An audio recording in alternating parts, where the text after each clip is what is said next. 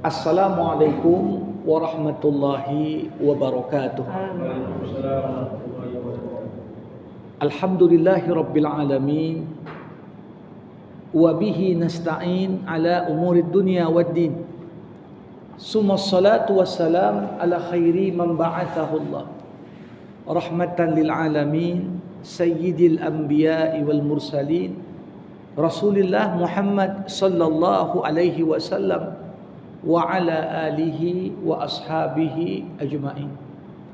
Allahumma 'allimna ma yanfa'una wanfa'na bima 'allamtana wa zidna ilma innaka antal alimul hakim. Bapak-bapak, ibu-ibu, saudara-saudari jamaah fardu isya pengajian Jalan Tridharma di Masjid Asy-Syifa yang berbahagia. Marilah kita bersyukur kepada Allah. Kita semua masih diberikan kesehatan, keafiatan, dan kembali dapat berhadir di majelis kajian bulanan kita. Salawat berangkaikan salam kita hadiahkan kepada Rasulullah. Allahumma salli wa sallim wa barik alaih. Jamaah rahimakumullah. Ada begitu banyak penggalan-penggalan peristiwa penting dalam kehidupan Rasulullah Muhammad SAW. Dari lahirnya, hijrahnya, wafatnya, ada momen-momen suka maupun momen-momen duka. Tapi salah satu peristiwa yang dialami Nabi, yang peristiwa itu Allah abadikan dengan jelas di dalam Al-Quran, dan bukan hanya menjadi objek pembahasan dari aspek kesejarahan, tapi punya kandungan muatan akidah yang cukup dalam. Itulah salah satunya peristiwa Al-Isra wal Mi'raj yang dialami Nabi Muhammad sallallahu alaihi wasallam. Peristiwa Isra diabadikan Allah dalam surah Bani Israil ayat pertama. Subhanalladzi asra bi'abdihi lailam minal masjidil haram ilal masjidil aqsa alladzi barakna haulahu linuriyahu min ayatina innahu huwas samiul basir. Maha suci Allah yang telah memperjalankan hambanya sebagian dari malam dari Masjidil Haram ke Masjid Al-Aqsa yang kami berkahi di sekitarannya, untuk kami tunjukkan kepada Muhammad di antara tanda kebesaran kami, sesungguhnya Allah Maha mendengar lagi Maha melihat. Di sisi lain, peristiwa Mi'raj itu juga diisyaratkan Allah dalam surah An-Najm. Walaqad ra'ahu nazlatan ukhra inda sidratil muntaha indaha jannatul ma'wa. Sungguh Muhammad telah melihat Jibril dalam bentuknya yang sebenarnya di kesempatan lain. Tatkala Muhammad didampingi oleh Jibril di Sidratul Muntaha, itulah tempat syurganya Allah, Jannatul Ma'wa, syurga tempat orang-orang akan kembali. Nah, lazimnya dalam pandangan masyarakat umum dan dalam pandangan jumhur ulama, dianggap peristiwa Isra dan Mi'raj, walaupun dua peristiwa yang terpisah, terjadi berdekatan bahkan berbarengan. Ini yang dipahami kebanyakan orang. Rasulullah setelah diperjalankan secara horizontal dari satu titik di permukaan bumi, dari Masjidil Haram dibawa ke Masjid Al-Aqsa, barulah dilanjutkan lagi dengan perjalanan vertikal dari Masjid Al-Aqsa melewati 7 lapis langit sampai Nabi ditemani Jibril di tempat namanya Sidratul Muntaha. Bahkan Muhammad melanjutkan lagi melewati Sidratul Muntaha di saat Jibril tidak diperkenankan untuk melewati batasan tempat itu. Namun pandangan ini tak lepas dari, kalau kita lihat, beberapa sanggahan dari beberapa ulama yang lain. Salah satunya ditulis oleh Safiyur Rahman Mubarakfuri, salah seorang ahli sejarah Rasulullah asal India yang pernah menulis buku Ar-Rahiq Al-Makhtum, buku yang mendapatkan juara ketika Ikatan Dunia Islam, Rabitah Alam Islami, membuat sayembara menulis sejarah Rasulullah. Buku ini dianggap yang paling baik penulisannya.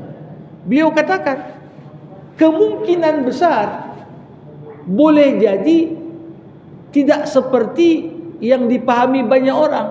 Isra dan Mi'raj itu dilakukan di waktu yang beriringan. Safiyur Rahman mengatakan kemungkinan Isra itu justru dilaksanakan setelah umat Islam melakukan hijrah pertama ke Abyssinia. Sedangkan Mi'raj itu justru dilakukan kemudian sebelum Nabi Muhammad hijrah ke Madinah. Apa alasan beliau? Memperhatikan periode turunnya dua surat yang bercerita dengan dua peristiwa ini. Surah Al-Isra ini turun lebih dulu dibanding surah An-Najm. Diperkirakan surah ini turun bukan ketika Rasulullah SAW baru mau dekat hijrah ke Madinah, tapi setelah sebagian dari umat Islam yang tertindas berpindah dari Mekah ke Ethiopia. Sedangkan surah An-Najm ini turun agak berjauhan waktunya. Berdasarkan hal itu kemudian beliau menduga bahwasanya boleh jadi dua peristiwa ini terjadi di dua waktu yang berbeda, tetapi kemudian karena sama-sama Nabi Muhammad diperjalankan oleh Allah, maka sering diidentikan.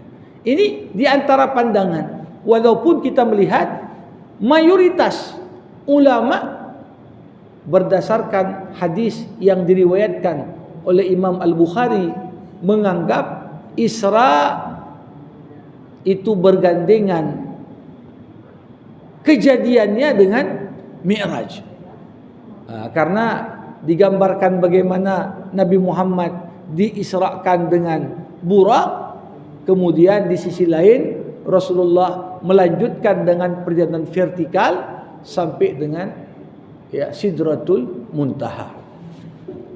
Bapak Ibu rahimakumullah, ada beberapa tentunya catatan kritis yang menarik untuk kita kaji seputar masalah Isra dan Mi'raj ini.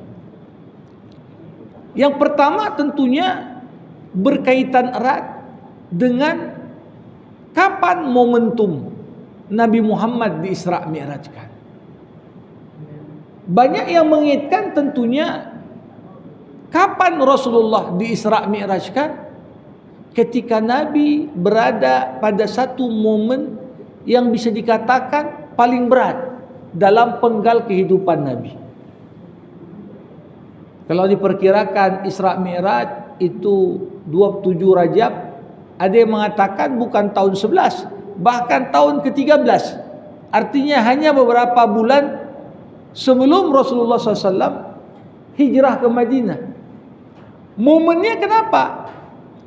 Disitulah meninggal pamannya, disitulah meninggal istrinya, disitulah Rasulullah SAW yang sudah berusaha untuk membuka jalan bagi dakwah Islam di luar kota Mekah. Terkesan Nabi Muhammad SAW mendapatkan penolakan dari manusia. Makanya terkenal sekali doa yang Nabi Muhammad abadikan. Nabi Muhammad sampaikan di momen Rasulullah berada di titik paling rendah dalam konteks dakwahnya. Bukan ketika Nabi diboikot, bukan ketika Nabi dilakukan, ketika Nabi kehilangan dua tiang penyangga dakwahnya, paman dan istrinya, ditambah lagi Rasulullah didustakan di sana. Apa doa Nabi? Allahumma inni ashku ilaika dha'fa quwwati wa qillata hilati wa hawani 'ala nas. Allahumma illam yakun bika ghadabun alayya fala ubali. Ya Allah, aku mengadu kepadamu, kata Rasul. Betapa lemahnya kekuatanku, betapa sedikitnya kemampuan, strategi dan perencanaan yang aku miliki untuk menghadapi tantangan dakwah di masa yang akan datang. Tapi Rasulullah berkata, ya Allah, seberat apapun langkah di medan dakwah ini, aku tak permasalahkan selama engkau tidak marah kepadaku. Ini satu kata-kata yang menggambarkan kepada kita momentum Isra dan Mi'raj datang tatkala tidak ada lagi manusia yang dapat menghibur Rasulullah. Kalau dulu Nabi dapat penolakan, yang menghiburnya pertama istrinya. Kalau Nabi Muhammad SAW menghadapi banyak masalah, ditekan oleh tokoh-tokoh masyarakat Mekah khususnya, ada pamannya yang membackup. Di sini Nabi tak tahu lagi kemana untuk mengadukan dan menceritakan segala keruwetan yang dihadapinya dalam dakwah. Nah, maka dari itu tentunya kalau kita lihat masing-masing orang pastinya pernah berada pada momen-momen yang sulit seperti yang pernah dirasakan Rasulullah Muhammad SAW. Di sinilah penting sekali bagi kita untuk menyadari Allah tidak akan biarkan hamba-hambanya yang berjuang di jalannya itu merasa sendirian, merasa seperti ditinggal, merasa seakan-akan hanya mengandalkan kemampuan dan kekuatan yang tersisa pada dirinya menghadapi beragam masalah yang ada. Disinilah bagaimana Rasulullah kemudian di Isra Mi'rajkan. Para hadirin sekalian, kita lihat bagaimana peristiwa Isra dan Mi'raj ini merupakan bentuk perjalanan Nabi yang sangat berbeda dengan perjalanan-perjalanan yang dilakukan nabi-nabi sebelumnya. Bukan Nabi aja yang berkelana dan melakukan perjalanan. Ibrahim pernah pergi dari Palestina ke Mekah. Lut pernah keluar dari negeri Sodom ke tempat yang lain untuk berdakwah. Nabi Syuaib juga begitu. Nabi-nabi sebelum Nabi Muhammad rata-rata pernah melakukan yang namanya perjalanan. Tapi Nabi Muhammad SAW di sini dalam Isra dan Mi'raj bukan Nabi sebagai subjek, tapi Nabi sebagai objek. Allah tak katakan Maha Suci Allah, hambanya yang melakukan perjalanan, tapi Maha Suci Allah yang telah memperjalankan hambanya. Jadi beda antara kalau Nabi yang melakukan perjalanan dengan Allah yang memperjalankan Nabi. Karena sering sekali kita dihadapkan dengan problematik saat orang-orang kemudian mengatakan, bagaimana Muhammad melakukan perjalanan yang rata-rata di masa itu dengan ketersediaan sarana transportasi yang ada untuk sampai ke Palestina. Itu perjalanan membutuhkan waktu sebulan. Balik lagi ke Mekah membutuhkan waktu sebulan.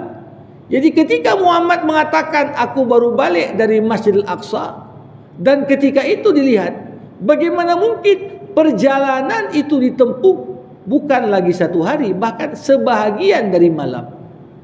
Kalau kita merujuk kepada deskripsi bagaimana Nabi Muhammad di Isra Mi'rajkan, dikatakan Rasulullah dijemput oleh kenderaan burak di dekat Hijr Ismail di Masjidil Haram. Kemudian Nabi tinggalkan kamarnya. Dan dikatakan Nabi Muhammad balik sebelum panas tubuhnya yang menempel di tempat tidurnya itu hilang. Ini artinya kalau diukur dengan ukuran hitungan manusia, maka sedikit banyak orang kemudian mengatakan gak mungkin. Tapi di saat Allah Subhanahu wa taala yang mengabadikan tentang peristiwa ini justru mengatakan Maha suci Allah yang memperjalankan hambanya. Kalau perbuatan manusia diukur dengan waktu, berapa jaraknya, berapa kecepatannya, lahirlah jarak tempuhnya berapa lama. Tapi apakah relevan kita mengukur perbuatan Allah itu dengan waktu? Padahal waktu itu sendiri merupakan ciptaannya Allah. Sama seperti kalau ada orang bertanya, di mana Tuhan? Dikatakan oleh para ulama, sesungguhnya Tuhan yang menciptakan tempat tak mungkin ditanya di mana tempatnya. Karena tempat itu sendiri adalah makhluk ciptaan Allah. Begitu juga logikanya, Allah Subhanahu wa taala yang menciptakan waktu, maka enggak mungkin ditanyakan berapa lama Allah memperjalankan. Karena waktu itu sendiri adalah bagian dari ciptaan Allah Subhanahu wa taala. Maka ini menjadi ujian keimanan bagi kita. Bagaimana lewat peristiwa ini Allah bukan hanya tunjukkan di antara tanda kekuasaannya, tapi sebagaimana dikatakan para ulama, kalau ada muslim yang mengingkari Isra, maka pengingkaran itu bisa berdampak kepada kekufuran. Kenapa? Karena dia mengingkari sesuatu yang disebutkan Allah secara jelas dan gamblang dalam Al-Quran. Tapi ketika seorang mengingkari Mi'raj, kata Mi'raj enggak disebutkan secara langsung, tapi hanya sekedar diberikan isyarat di surah An-Najm yang tadi saya baca di rakaat kedua dalam solat kita tadi. Nah, jadi ini menunjukkan bahwasanya mengingkari Isra enggak sama konsekuensinya dengan mengingkari Mi'raj. Mengingkari Isra, sepakat para ulama Ahlussunnah wal Jamaah, itu dapat membatalkan keislaman, karena artinya mengingkari ayat muhkam dalam Al-Quran, mengingkari ayat yang menceritakan peristiwa itu dengan begitu tegas dalam Al-Quran. Tapi mengingkari Mi'raj, dalil utama yang bercerita tentang Mi'raj hanyalah hadis. Sedangkan ayat Quran tak menyebutkannya secara langsung. Maka tentunya pengingkarannya enggak sama. Walaupun bagi kita orang yang beriman, karena hadis mengenai Mi'raj juga diriwayatkan dengan riwayat yang sahih, maka seorang itu juga tak boleh mengingkari hadis yang sudah jelas sanadnya sahih bersambung kepada Rasulullah Muhammad sallallahu alaihi wasallam. Jadi momentum Isra itu penting sekali datang. Seakan-akan ini adalah ujian pembuka bagi orang-orang yang nantinya beriman, kalau untuk menerima cerita Muhammad tentang diperjalankannya dia dari Mekah ke Madinah saja, orang-orang tak percaya. Gimana mungkin mereka siap untuk menerima wahyu yang disampaikan Nabi Muhammad tentang dari Tuhannya, tentang surga, tentang neraka, tentang alam kubur, tentang akhirat, yang tentunya itu juga tak mampu dijangkau oleh akal manusia. Bapak Ibu rahimakumullah, hal lain tentunya menarik dikaji, mengapa peristiwa Nabi Muhammad diperjalankan justru dipilih waktunya di malam hari. Kalau tujuan memperjalankan Nabi Muhammad sekedar untuk membuktikan Muhammad itu adalah kekasih Allah, dan Allah Maha Kuasa memperjalankannya. Kenapa Allah nggak pilih di waktu siang saja? Biar banyak orang yang nonton, biar banyak orang yang melihat. Kalau banyak manusia melihat, tentunya nggak ada yang mengingkarinya. Karena ketika peristiwa Isra dan Mi'raj bisa ditangkap dengan panca indera, tentunya itu akan lebih mudah membuat orang menerimanya. Tapi sekali lagi, bukan hanya malam, momentum istimewa antara seorang hamba dengan Tuhannya, tapi memang peristiwa ini bukan sekedar peristiwa untuk tunjukkan kekuasaan Allah, tapi di dalamnya terdapat nilai ujian. Coba bayangkan, karena peristiwa Isra dan Mi'raj malam hari tak ada yang menonton, maka wajar ketika Muhammad pulang diceritakan tak ada yang percaya. Tapi bagaimana sikap orang yang beriman seperti yang ditunjukkan oleh Abu Bakar As-Siddiq? Ditanya oleh Abu Lahab, oleh Abu Jahal, Abu Bakar, udah sampai kepadamu berita yang dibilang Muhammad. Apa itu? Dia katakan, dia baru diperjalankan oleh Tuhannya ke Masjidil Aqsa, melanjutkan lagi perjalanan sampai melewati Sidratul Muntaha, melihat isi surga dan neraka. Kemudian dia pulang dari perjalanan panjang itu kurang dari 1 malam. Apa jawaban Abu Bakar? Apabila Muhammad mengatakan demikian, maka sungguh dia telah berkata benar. Kenapa Abu Bakar berkata seperti itu? Karena Abu Bakar pun belum mendengar langsung dari Nabi Muhammad. Jadi dia pun masih menggantung. Tapi beliau katakan, sekiranya yang kalian katakan itu betul dikatakan Muhammad, maka sungguh Muhammad pasti berkata benar. Seakan-akan tidak sedikit pun tersisa ruang keraguan pada diri Abu Bakar terhadap berita-berita yang disampaikan Nabi Muhammad. Kenapa? Karena menurut dia, kalau cuma sekedar cerita tentang Masjidil Aqsa, kecil sekali itu. Nabi Muhammad telah bercerita kepada para sahabatnya tentang alam supranatural, tentang alam gaib, tentang alam yang tak mampu dijangkau panca indera, lebih banyak dan lebih jauh dan mendalam dibandingkan sekedar berita tentang Isra dan Mi'raj. Bapak Ibu rahimakumullah, memang ada beberapa informasi dalam cerita Isra maupun Mi'raj yang disampaikan Imam Bukhari dalam hadisnya, yang ini boleh jadi cukup problematik dalam memahaminya. Dikatakan bagaimana Nabi Muhammad SAW menjadi imam solat berjemaah dengan arwahnya para anbiya. Gimana bentuknya? Ya, karena ini berita gaib dan kita pun tak punya akses untuk paham lebih detail, maka sikap kita hanya taslim, berserah diri. Dikatakan oleh Nabi begitu, maka tentunya itu terjadi dengan kaifiat yang layak untuk Rasulullah Muhammad SAW. Detailnya gimana? Seorang memimpin solat berjemaah dengan para arwah, gimana bentuknya? Allahu a'lam. Tapi itu dikatakan Nabi.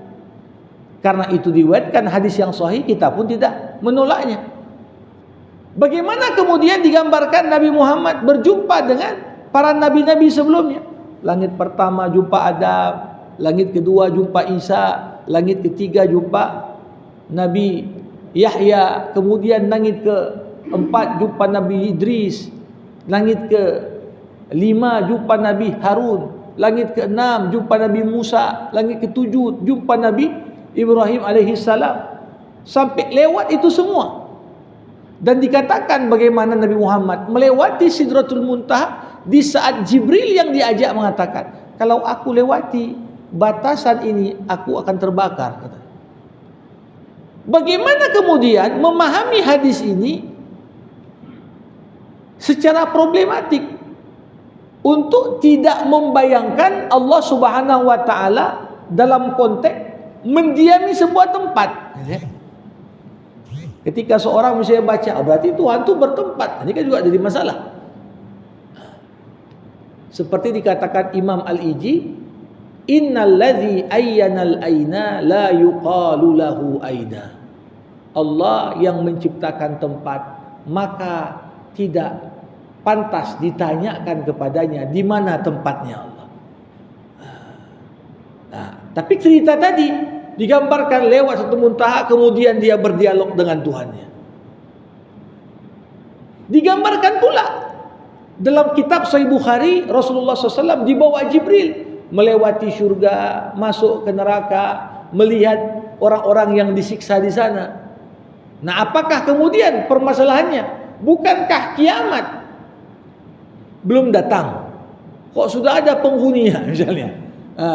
Jadi hal-hal ini tentunya menimbulkan problematik dalam memahami, tapi tentunya dalam konteks di sini kita meyakini annal jannata haq, surga itu adalah benar, neraka itu adalah benar. Tapi sudahkah ada orang yang masuk surga dan neraka sebelum dilakukan yang namanya hisab? Jadi ini kan ibarat kalau di dunia saja, ya, bagi Allah tentunya perumpamaan yang lebih agung. Seperti digambarkan, inilah potret yang akan terjadi. Ya, termasuk dibahas oleh para ulama, apakah surga yang nanti akan kita masuki itu sama dengan surga yang sebelumnya didiami oleh Adam alaihissalam, kemudian dia diusir darinya? Ini kan pertanyaan-pertanyaan yang tentunya untuk dapat menjawabnya dengan tegas. Nah, ini tentunya membutuhkan dalil. Walaupun kebanyakan di antara para ulama memahami, ya, surganya Adam itu bukan surga nanti di akhirat, surga yang berbeda. Surga yang berbeda. Jadi walaupun surga itu sudah ada, tapi tentunya dikatakan orang pertama yang akan masuk surga adalah Rasulullah Muhammad sallallahu alaihi wasallam. Karena kalau dikatakan surganya sama, problematik lagi, berarti surganya nanti bekas lah, bekas Adam alaihissalam dan lain sebagainya yang mungkin muncul, ya, pemahaman problematik dalam konteks demikian. Bapak Ibu rahimakumullah, bagian tentunya yang paling penting dan paling utama membicarakan Isra dan Mi'raj adalah seputar solat sebagai instruksi dan perintah Allah yang dibawa Nabi Muhammad sepulang dari perjalanan Mi'raj. Banyak orang mengira solat itu baru ada setelah Isra dan Mi'raj. Jadi kalau dikatakan Isra Mi'raj tahun ke-11 atau tahun ke-13 kenabian, berarti selama 11 tahun atau 13 tahun belum ada solat. Dalam konteks ini justru para ulama mengatakan solat sudah dikenal sebelum Nabi di Isra Mi'rajkan.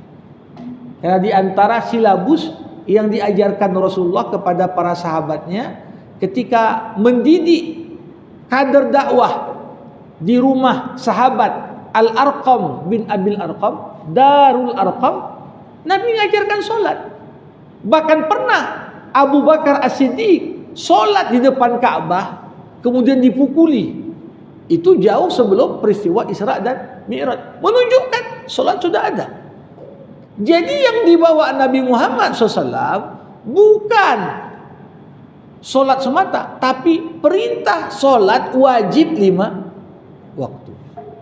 Karena sebelum Isra Mi'raj orang solat, tapi solat itu disebutkan dalam Al-Quran sebelumnya di sebagian dari pagi dan sebagian dari malam, tanpa ada waktu yang spesifik, tanpa ada ketentuan rakaat berapa banyak bilangan dan jumlahnya.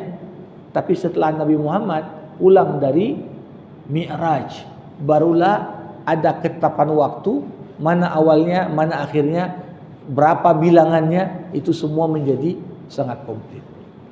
Nah, solat sendiri dikatakan oleh Rasulullah Mi'rajnya orang-orang beriman. Karena solat ini bisa dikatakan satu perintah yang tak gugur dalam kondisi apapun. Khususnya ini bagi kaum pria. Kalau cerita puasa, bisa gugur puasa. Orang udah lansia, sakit-sakitan, tak sanggup lagi puasa, cukup bayar jizyah, bayar fidyah. Kalau tak ada duitnya, tak bisa bayar, macam mana? Sudah gugur. Tapi solat, ketika orang tak sanggup berdiri, sholli qa'iman, solatlah kau berdiri. Kalau enggak bisa, faqa'idan, solat duduk. Kalau enggak bisa, famuttaji'an, solat berbaring. Bahkan ketika berbaring pun tak sanggup lagi menggerakkan. Rasulullah dalam hadis yang mengatakan solat dengan isyarat, walaupun cuma berkedip matanya untuk tetap solat. Bayangkan di situasi paling genting dalam hidup seorang, kapan? Perang. Solat pun enggak gugur. Buktinya ada namanya solat khauf, solat di tengah perang. Jadi kalau bukan karena ini ibadah yang sangat penting sekali, ya udah pasti diberikanlah keringanan. Kalau perang tak usah solat. Ternyata tidak. Bahkan ketika musuh di depan mata pun tetap kewajiban solat tak boleh ditinggalkan. Dan ini adalah jawaban apa yang membuat Nabi Muhammad mampu melewati momen-momen sulit dalam dakwahnya. Jawabannya adalah solat. Itu juga yang menjadi jawaban bagi kita. Semua masalah dalam hidup kita, problem, kegalauan, kesedihan, apapun tantangan yang kita hadapi, obatnya itu ada pada solat. Wa ju'ilat qurratu a'yunin li fi shalah. Dijadikan solat itu sebagai penyejuk hatiku. Jadi sampai Nabi Muhammad SAW mengatakan, la khaira fi dinin la salata fi. Tak ada bagusnya agama yang gak ada perintah solatnya. Pernah dibuat semacam konferensi, dialog antar agama-agama di dunia di awal milenium baru. Diperbandingkan bagaimana ritual-ritual ibadah dalam Islam, dibandingkan gimana orang Islam solat dengan apa yang dianggap ibadah ritual dalam agama-agama yang lain. Dan ternyata memang solat dalam Islam itu punya keunikan dan keistimewaan yang tidak ada pada agama lain. Digambarkan dalam surah Al-Anfal. Intisari dari segala bentuk solat di luar Islam. Wa ma kana salatuhum indal bait illa muka'an wa tasdiyah. Solat mereka itu di luar Islam hanyalah tepuk tangan dan sorak-sorai. Jadi ibadah dalam agama lain ada yang menyanyi, ada yang beragam bentuk, tapi tidak ada yang bukan hanya setiap gerakannya itu punya makna filosofis, tapi bahkan dikatakan solat itu adalah cerminan kondisi umat. Solat cerminan kondisi umat. Kalau umat solatnya baik, tanda konteks keislamannya baik. Kalau solatnya bermasalah, tanda kondisi umat pun bermasalah. Ketika Nabi Muhammad ditanya, apa tanda umat ini bangkit? Nabi dengan simpel mengatakan, kalau jumlah jamaah fardu subuh berjemaah di masjid sama banyak dengan jumlah orang yang melaksanakan sholat Jumat, itu tandalah kekuatan umat. Jadi kalau kita lihat, ya walaupun di beberapa masjid dengan program pembinaan yang ada sudah mulai nampak tanda-tanda itu, tapi lebih banyak masjid yang belum sampai pada kondisi yang demikian dibandingkan dengan yang sudah sampai. Jadi ini beragam hal yang tentunya menarik untuk kita diskusikan dan kaji, termasuk setiap kali masuk bulan Rajab. Berarti ini juga miftahu syahril khair wal barakah. Rajab itu kunci bulan kebaikan dan keberkahan. Jadi nuansa dekatnya Ramadan setiap kali masuk Rajab itu sudah mulai terasa. Sehingga tentunya kita merasakan ya bagaimana persiapan kita Ramadan dengan segala keutamaannya. Orang sudah mulai dikasih kode dan dikasih isyarat untuk mempersiapkan diri dengan baik ketika kita sudah masuk berada di bulan yang istimewa ini. Saya kira ini pengantar dari saya untuk kaji kita malam hari ini. Bagi Bapak Ibu yang mau bertanya, berkomentar, sebelum ditutup dengan doa, dipersilahkan.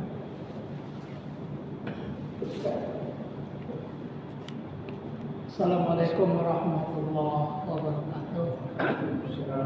Sama kita sudah mendengar tausiah yang diantarkan oleh Ustaz berkenaan dengan Isra dan Mi'raj.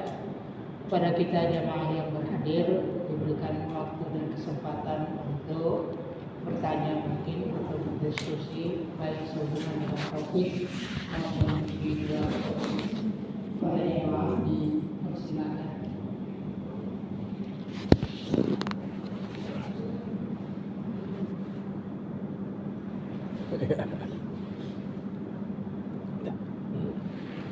Mungkin sekedar gambaran Ustaz. Ya.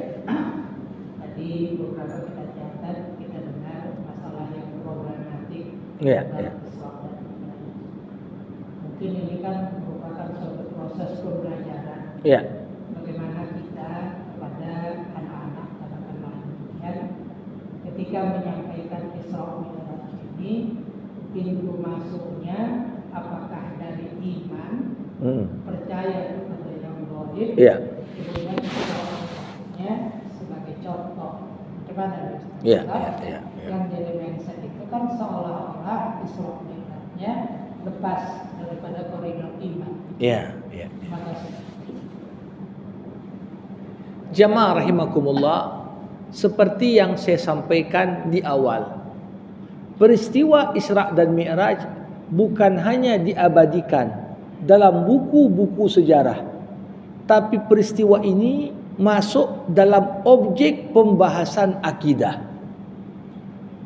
Dan memang pintu masuk untuk bisa mendudukkan peristiwa ini, ya berangkat dari pintu keimanan. Ya, kalaupun sekarang orang mungkin mengkajinya dari perspektif sains, dari perspektif ilmu-ilmu pengetahuan yang ada, ya itu tentunya tak bisa juga dilepaskan dari koridor keimanan. Kenapa? Karena memang ayat yang bercerita tentang masalah ini membukanya dengan menunjukkan tanda kebesaran Allah. Dibuktikan dengan kata-kata subhana. Kata subhana, maha suci Allah. Dan biasa kita juga mengucapkan kata subhanallah tatkala melihat sesuatu yang sangat menakjubkan di luar kemampuan kita. Seakan-akan semua yang dibuat Allah gak ada cacatnya. Semua yang dibuat Allah gak ada kekurangannya. Termasuklah ketika Allah memperjalankan hambanya.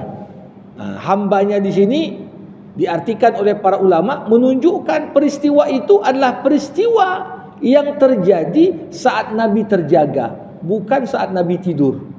Karena kalau dipahami misalnya Isra Mi'raj itu Nabi Muhammad dalam kondisi tidur, ya nggak perlu kata subhana. Ya banyak mimpi kita saat tidur juga. Ini kadang-kadang agak sulit juga kita ukur waktunya. Orang tertidur 15 menit, tapi mimpinya dah kemana-mana. Tapi kata-kata subhana sebagai pembuka ayat menunjukkan kalau sekedar peristiwa ini mimpi atau Nabi Muhammad merasakannya dalam kondisi tertidur, ini nggak ada sesuatu yang layak membuat itu kita sebut subhana. Tapi sekali lagi masuknya adalah lewat pintu keimanan. Kalau kita sebagai hamba merasa nggak mungkinlah Allah bisa buat begini, ya kalau untuk sekedar memahami Allah, mengisra mi'rajkan Rasulnya saja kita anggap itu sulit, gimana pula dalam konteks kita memahami dalam kapasitas ketetapan Allah yang lebih luas. Innama amruhu idza arada syai'an ayyaqula lahu kun fayakun. Jadi konteks kecil saja Allah Isra Mi'rajkan kekasihnya. Kita gimana? Ya, walaupun kalau dengan ya kita ukur apa yang diperbuat Allah dengan batasan kuasa Allah tentunya. Sama seperti orang sering katakan, kalau mengukur lewat kecepatan langkah semut, kira-kira semut untuk sampai ke Jakarta itu berapa ratus tahun untuk bisa sampai, ya, dengan kecepatan semut dan jarak yang akan ditempuhnya. Membayangkan itu saja kalau dihitung-hitung 1 jam berapa meter lah bisa ditempuh oleh semut misalnya. Nah, tapi hitung-hitungan itu tak berlaku ketika semut bukan berjalan tapi diperjalankan. Kalau ada semut dibawa masukkan kantong, orang pergi naik pesawat sampai Jakarta, ya, tentunya ini ukuran berapa lama dia sampai ke Jakarta enggak sesuai dengan kemampuan si semut, karena dia bukan berjalan sendiri tapi diperjalankan. Kalau gitulah ukuran di sisi Allah, perumpamaan yang jauh lebih besar. Allah yang perbuatannya tak dapat dihitung dengan waktu, Allah yang perjalankan. Maka selesai sebenarnya dari sisi ini. Nah, kalaupun dikaitkan kemudian dengan perspektif sains, bisa kita katakan bahwa lewat cerita mengenai Isra dan Mi'raj ini salah satu di antara hal yang menginspirasi para ulama Islam sebelumnya untuk mau tahu dia tentang bagaimana alam semesta, bagaimana menembus dunia, bagaimana jarak antara satu lapis dengan lapis yang lain. Tapi kalau tidak ada kisah seperti itu, mungkin untuk membayangkannya saja kita nggak terpikir. Gimana Rasulullah bisa berisra Mi'raj? Walaupun itu dalam koridor kuasanya Allah, tapi cukup punya dampak besar terhadap bagaimana sains didorong untuk bisa menjelaskan dengan lebih gamblang apa-apa yang mungkin tidak dipahami sebelumnya. Sekian demikian. Baik, jamaah rahimakumullah, sama kita tutup majelis ini dengan doa. Alhamdulillahirabbil alamin, wassalatu wassalamu ala asyrafil anbiya'i wal mursalin wa ala alihi wa ashabihi ajmain. Allahumma 'allimna ma yanfa'una wanfa'na bima 'allamtana wa zidna ilma innaka antal alimul hakim. Rabbana taqabbal minna innaka antas samiul alim wa tub 'alaina innaka antat tawwabur rahim. Allahumma ja'al jam'ana hadza jam'an marhuma wa tafarruqana min ba'dihi tafarruqan ma'suma. Allahumma ighfir lana dhunubana wa liwalidayna warhamhuma kama rabbayana saghira. Allahumma akhrijna min dhulumatil jahli wal waham ila anwaril ma'rifati wal ilm wa min wuhuli syahawat ila jannatil qurubat. Rabbana atina fid dunya hasanah wa fil akhirati hasanah wa qina adzabannar. Wa sallallahu ala sayyidina Muhammad wa ala alihi wa sahbihi ajma'in walhamdulillahi rabbil alamin. Terima kasih. Assalamualaikum warahmatullahi wabarakatuh.